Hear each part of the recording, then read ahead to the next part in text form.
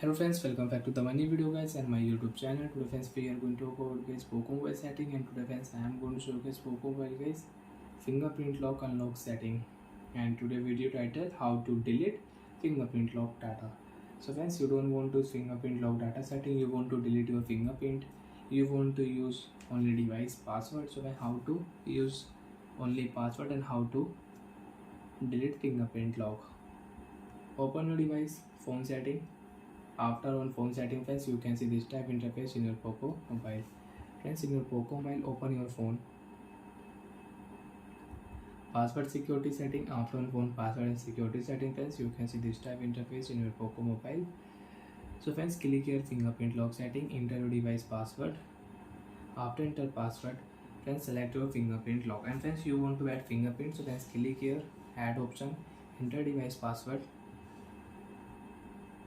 Next, and you want to add fingerprint, so you can add fingerprint in your Poco phone device.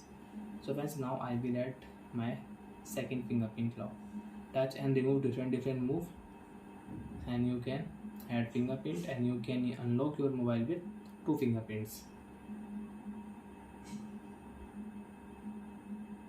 Done option, and friends you can check we have 2 fingerprint locks.